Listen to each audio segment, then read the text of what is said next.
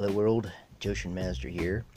Gonna get into some pretty interesting topic matters here today, going into the truth about what it means to see our current society in the 21st century. We live in a very superficial and very selfish time, and the exploitation of utilizing the other person just for one's personal gain is starting to become more and more prevalent. And so with that in mind, I'm starting to see the addressing of how that is starting to collaborate with the reflection of civilization, which is pretty sad. So with that in view, we're going to get into it.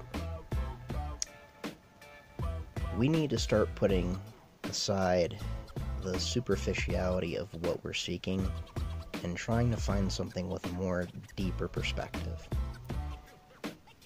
Now, especially for how things are starting to go, I'm starting to take a look at how the current aspects of how this is starting to reflect even in the youth.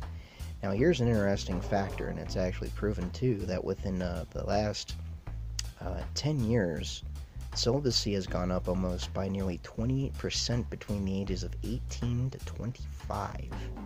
And that's pretty fascinating to me. And the reason for that is because with the upcoming aspect of dating apps, such as Tinder, Bumblebee, and all the rest of those particular ones, Clover and other such ones, the need for actual human contact, one-on-one development and conversation is starting to disappear, and it's becoming more and more drastic. Now, not to say that there are some people who don't do that, because I personally, what I do is I know that I at least see my friends at least twice or three times a week or more, and I believe in spell because I'm second generation American, so I got some of those old school values and modus operandi, which is to go out and to do things, to socialize and do, which is very important for sociological, spiritual, physical, and psychological development, and also to meet specific needs. Going back to my previous commentary of what I did when I first opened up on this, is that we need to do that. We are social creatures. We cannot force ourselves to try to go underground and ignore that we don't have these desires and needs and wants and things that need to be met. They are part of our basic desires, are part of our basic DNA. Human beings need to be able to socialize with other human beings or we go insane. That's just the truth.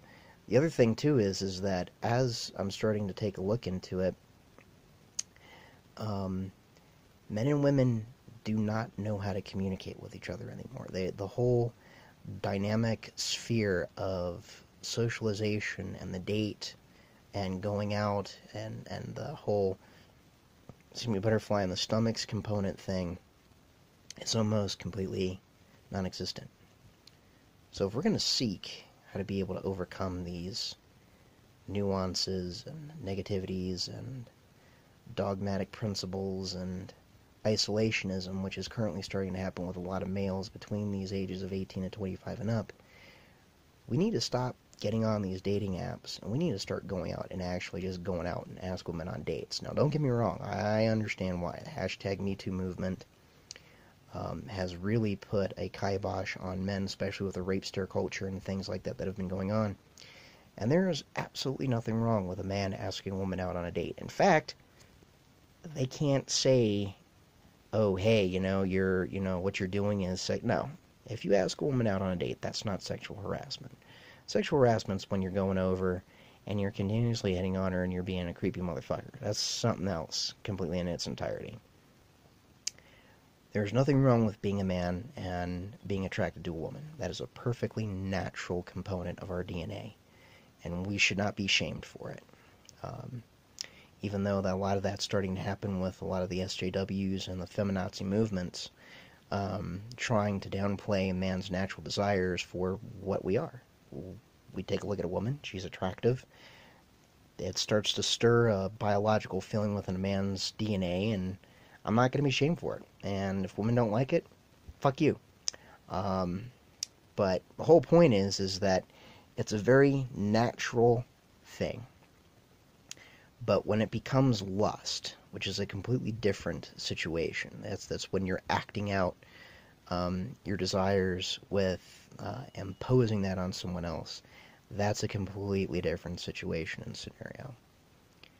You do not have the right to force yourself onto somebody. That is not cool. But if there's a mutual attraction between you and the other person, I say go for it. Take them out on a date. But, when you do, understand that this is the 21st century.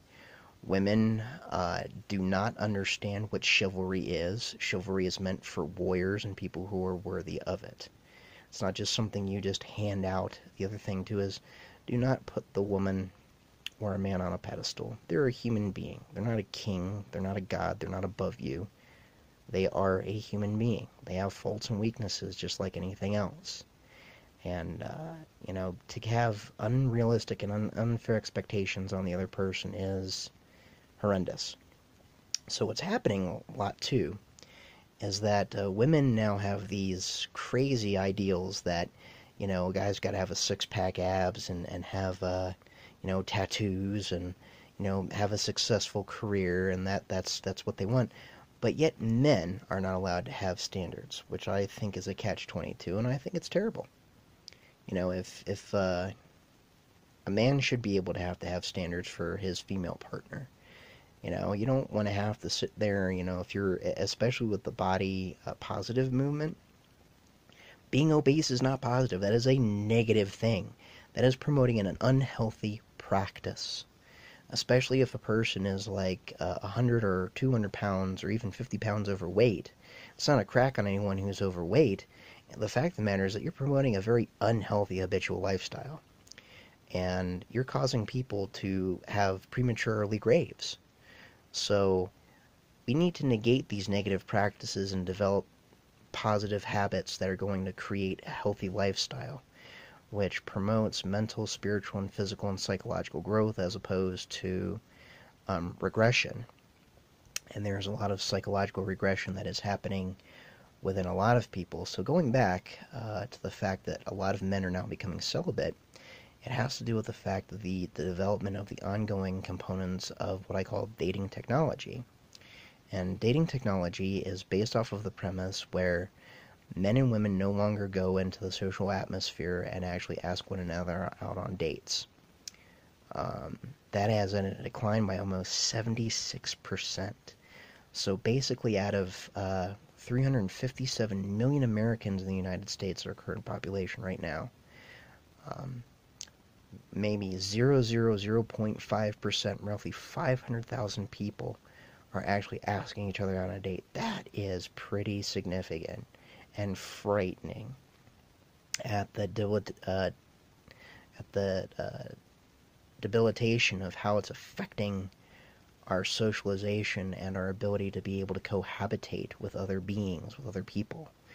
And even now, kids are starting to, and when I mean kids, I mean like there's 30-year-old men who are acting like teenagers. They don't know how to be able to go beyond that point of becoming a man. There's no longer a rite of passage for males to acknowledge that they are now beyond the teenage years and the development progression of becoming a man.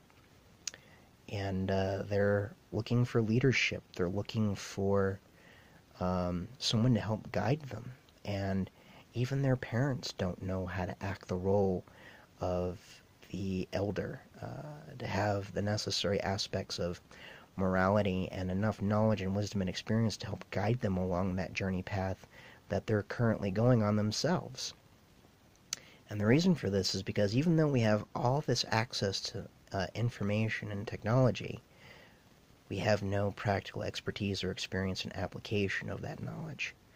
And so people go on about writing books about dating and about all these other things, but the fact of the matter is that they've never really been on an actual date aside from what they've gone on a dating site. So they're talking about something they've got no idea about. See, back in my day, I feel like an old man, but I'm only 37. But you used to be able to ask a girl out on a date. Now, there was rejection, depending on what kind of person you were. Of course, you had the jacks, the guys who had the the manly, masculine voices and the square, strong jaw postures and things like that. And so rightfully there was that aspect of, but that of whether you got the date or not. Now, I'm not the worst looking guy in the world, nor am I the best. But I've had my fair share of beautiful women in the past and also in the present. And I've come to realize that a lot of the women have unrealistic expectations of males. And, so you could, especially with the women who are what they consider to be upper level or top notch, they're actually very insecure of themselves. Some of them are, some of them aren't. Depends on it. But I started to realize that a lot of the women who are very attractive are insecure because they're always getting hit on by, of course, you got the douchebags and the fuckboys and everything like that. But they have a barrier, but they have to have that barrier because they just, if you're dating someone who's on a particular type of mindset or level, they have to have some kind of boundary line, and so they'll put up this sarcastic shield, and you can break through it. It's actually very easy to break through, and that's just having a conversation with them, not getting allured into their physical attraction, but actually seeing beyond the physical beauty of the individual. Nothing wrong with being attracted to a gorgeous woman. But don't be afraid to say something, because you'd be surprised. A lot of them are usually approached just by the typical asinine assholes out there, and women just want to be talked to just like anyone else, but by the same aspect, they also have physical attraction to men too. So, what I'm saying is get back out in the dating scene. Get off the fucking dating apps. Ask somebody out. See what happens. Okay, you might get rejected, so what? That's how you progress. That's how you develop. That's how you learn from your mistakes. Is it the most pleasant thing? No, but you're not dead. It's not going to kill you. But the other thing, too, is that it's all about how you socialize with the individual and getting outside of your comfort zone and your comfort box. Staying inside all day long and staying in and taking a look at dating apps is not going to solve the problem. Get out there, communicate with people, develop your social skills. This is also getting into the component, too, that a typical college student doesn't even know how to write a resume. Because you don't teach that anymore. They don't teach practical life skills anymore. So these kids are graduating college now, and they've got no practical personal socialization. And they don't know how to communicate with people. And that's an essential skill in any part of life, regardless of whether it's with friends or family and on the job. You have to communicate with people. You just can't sit there and have your cell phone in front. So good practice is to shut your cell phone off at least an hour a day and talk with somebody. See what happens. I guarantee it'll make a difference in your growth and development. Anyways, this is Joshin Master, fact finder, warrior, sage, and metaphysician. And now, for my famous quote line. Question all things, don't be stupid, and use wisdom. Rock on, everyone.